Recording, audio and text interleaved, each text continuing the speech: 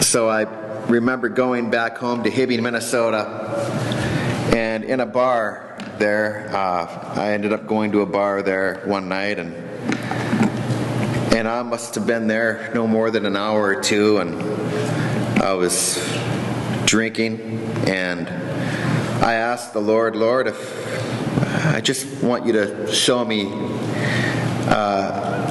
your tangible self, oh God, that you would just show me yourself and show me if you're real in my life. And then at that point I had a desire to just put the drink down and leave the bar, and so I did. I left the bar and I went home, and at that point, the next morning I woke up with a strong desire to find a church. And so I woke up, took a shower, and I jumped in my car and I drove all over Hibbing, Minnesota. I couldn't find anything or that seemed anything appealing to me at all. And I ended up going to Grand Rapids thinking, okay, well, I'll just go to Grand Rapids and I'll party there tonight.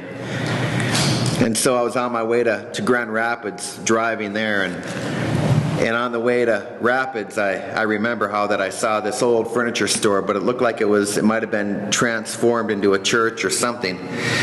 And on the sign it said Faith Christian Fellowship, and so I thought, so I decided to go check it out. So I drove up there and I walked into the front of the door, and I knocked on the church door. And an older lady had met me at the door, and she had been asking the Lord and asking God that He would send somebody her way that week, because she had wanted to have a chance to witness to somebody, and that she could pray with someone to receive the Lord. So apparently that happened to be me, and I knocked on the door and she opened it, and she goes, "Can I help you?" And I says, "Well, I guess I'm looking for a church." And I said, "Is this a good church?" And she said, "Yes, it is. You came to the right place." And she began to tell me about salvation and how to be saved, and what it means to be a Christian, and this and that. And I said, "Yeah, I guess I would like that." And so we prayed right then and there at the doorway of that church, and then in walked the pastors to that church, and then my good friends who remain my good friends in Grand Rapids, Minnesota, Jay and Michelle Pepin. He's now a pastor and continues to run a group home for troubled children up north. So at that point, I ended up going back to Hibbing that day.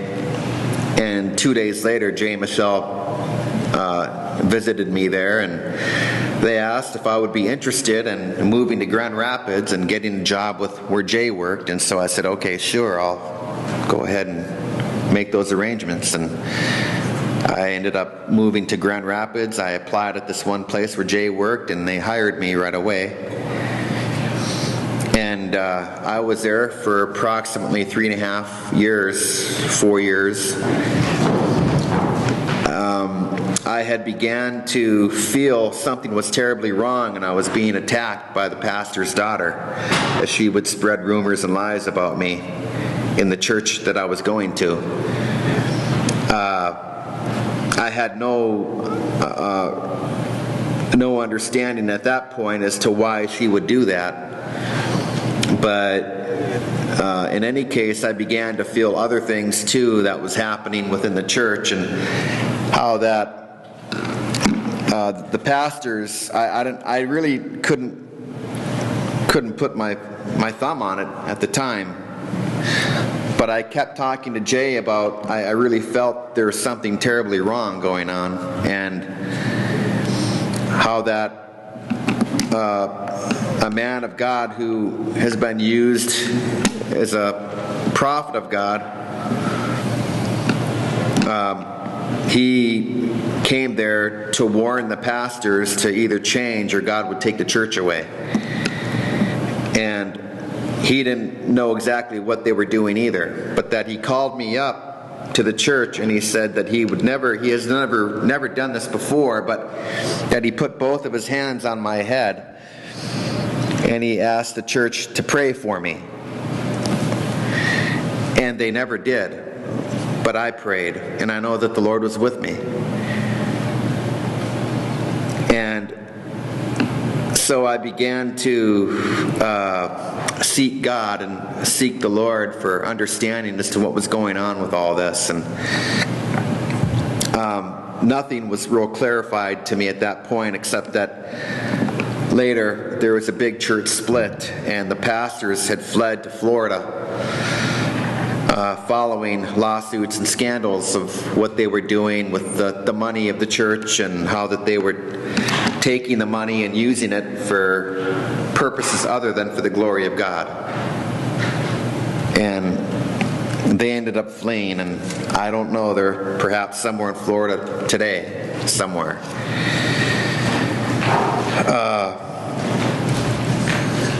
At that point, I guess, I ended up going back to Hibbing, Minnesota. I had nowhere to go. I was there for a year. I took another job over there, and then at that point, I decided that I'm gonna go to either Boulder, Colorado, or Modesto, California, or maybe Minneapolis. Minneapolis was third on the list. But as I was driving, that's what I ended up doing. I ended up turning around and going back to Minneapolis, where at that point, my brother Danny was in a terrible situation with his girlfriend and the people that they were staying with. And I had come along, and I had overheard some conversations with these people that he was with and told my brother about it. And along about that time, I received a phone call out of the blue from an old Navy friend of mine, and I don't know how he got my phone number. But he called me and offered me a place to stay. He offered me a position as a caretaker at this apartment complex over in Robbinsdale, Minnesota. And I of course, I said, sure, that'd be great. And right about that time, they were looking to kick my brother out anyways. And my brother came with me, and we had a place to stay, a place to live. I ended up getting a job right away at Triarco, and was there for about 4 years. And long about that time, going through all that I was going through there too. Now there's a lot that I'm not going to disclose for the sake of time, and I ended up going, let's see here, where was I? Triarco. I was there for about 4 years, and if I remember correctly, El Paso, Texas was next on the list here. And I remember how I called Ecolab, because my dad had worked and retired from Ecolab after about 30 plus years, and I thought I needed a new change. And after about 4 years of working at Triarco, I felt like there was something not right. I wanted to seek the Lord, and I wanted to serve God, and I didn't know how to serve God where I was going to, the church I was going to, at evangelical church over there, and it just seemed dead to me. And so I kept praying and asking the Lord to open up a door for me. And about that time, I called Ecolab, and they flew me down to Albuquerque, New Mexico, where I ended up going to an interview there. And they offered me a job, and they said, how about going to El Paso, Texas, and then going from there, working in El Paso and in the northern part of New Mexico, going back and forth. And I said, sure, that sounds great. So I went back to Minneapolis and made all the arrangements where I was, and packed up my stuff and moved down to El Paso. There I began my job with Ecolab. And at that point, I started seeking out churches where I could go to church.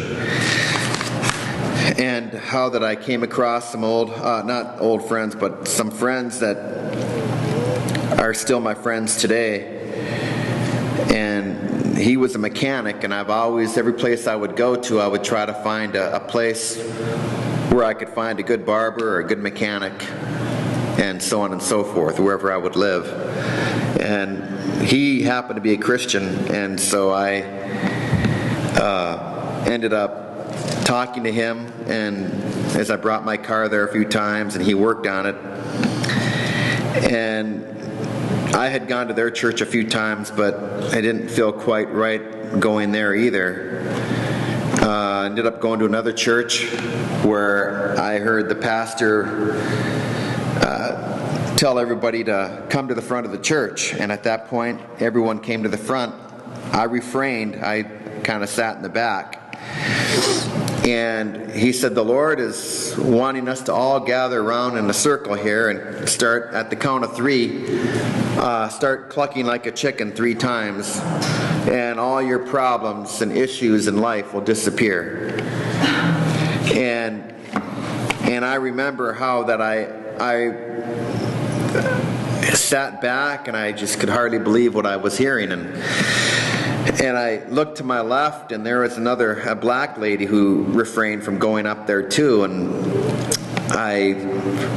after church, I asked her, I says, do you happen to know of churches from your experience of living here, places where a person could maybe check out other churches in the area? And she said, no, not really, but I do know of a group that's out in the desert. And so I go, oh, really? And she told me about this group of Christians called Aggressive Christianity Missions Training Corps. And so I thought, well, here's my opportunity perhaps to become a missionary. I'd always wanted to be a missionary when I first became a Christian, even in Grand Rapids. But they had told me to put it on the back burner, and so I did. So at that point, I remember how that I searched out the location of ACMTC somewhere in the desert, somewhere between New Mexico and Texas there, off of Highway 10. I found it in Barreno, New Mexico, which is just a short ways from Anthony, Texas. And at that point, I remember knocking on their door and asking them, as they opened the door, they would go by the name Generals. And General Deborah opened the door,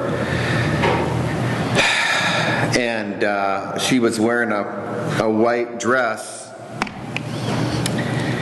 And she opened the door, and I go, well, I says, I'm looking for a group called ACMTC. And she said, well, you came to the right place. And I says, oh, great. So I started asking them questions and wanted to find out more about them. And so she introduced me to her husband, Jim. He went by General Jim. And